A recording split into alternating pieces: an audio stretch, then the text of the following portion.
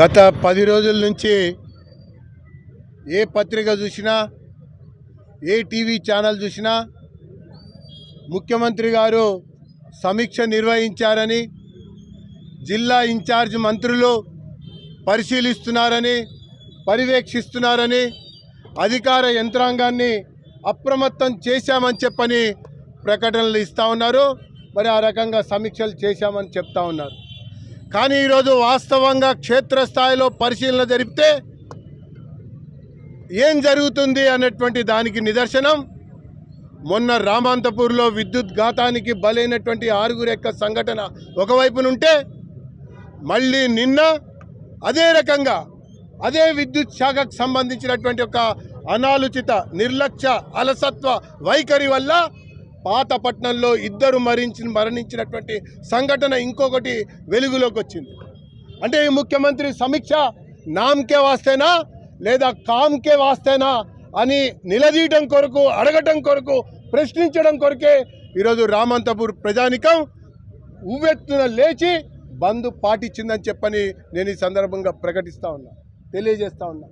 అయ్యా, ఈ యొక్క ముఖ్యమంత్రి అసలు పని చేస్తున్నాడా లేదా అన్నటువంటి విషయాన్ని కూడా నిలదీయటం కొరకే ఈరోజు రామాంతపూర్లో ఉన్నటువంటి వాణిజ్య సంస్థలన్నీ కూడా బంద్ పాటించాయి, పాఠశాలలు కూడా బంద్ పాటించాయి, కళాశాలలు కూడా బంద్ పాటించాయి. అదే రకంగా సబ్ రిజిస్ట్రార్ కార్యాలయం కూడా లావాదేవీలు స్తంభింపజేసినటువంటి విషయంతో పాటు అన్ని కుల సంఘాలు కూడా, రాజకీయ పార్టీలు కూడా, స్వచ్ఛంద సేవా సంస్థలు, ప్రముఖులు కూడా ముందుకొచ్చి ప్రభుత్వం యొక్క నిర్లక్ష్యానికి 6 ప్రాణాలు బలైనాయి.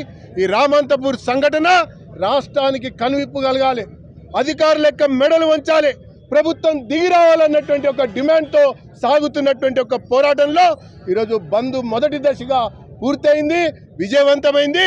అయినా కూడా ఈ ప్రభుత్వం ఇంకా అదే రకంగా వ్యవహారం కొనసాగిస్తా అంటే మాత్రం ప్రత్యక్ష చర్యకు కూడా దిగుతామన్నటువంటి విషయాన్ని హెచ్చరిస్తూ ఉన్నాం. ఈరోజు ఈ యొక్క ప్రజానీకంలో ఎవరైతే మరణించారో వాళ్ళ కుటుంబాలని ఆదుకోవడం కొరకు 50 లక్షల నష్టపరిహారం ఒకవైపున, ఆ కుటుంబంలో ఉద్యోగం మరొక వైపున, ఆసుపత్రి పాలైనటువంటి ఆ యొక్క యువకులకి ఉచితంగా అత్యంత కార్పొరేట్ వైద్యాన్ని అందించాలన్నటువంటి ఒక డిమాండ్లో భాగంగా జరుగుతున్నటువంటి ఒక పోరాటం అని చెప్పని పేర్కొంటూ, కంటి తుడుపు చర్యగా 5 లక్షలు ఇస్తామంటే మీరు ప్రాణానికి వెల ఈ రకంగా కట్టి అవమానపరుస్తారా అని చెప్పని మేము ప్రశ్నిస్తూ, ఖచ్చితంగా ఈ యొక్క ప్రభుత్వం మెడలు వంచేంత వరకు కూడా ఈ ఉద్యమం కొనసాగుతుందని చెప్పని తెలియజేసుకుంటున్నాం.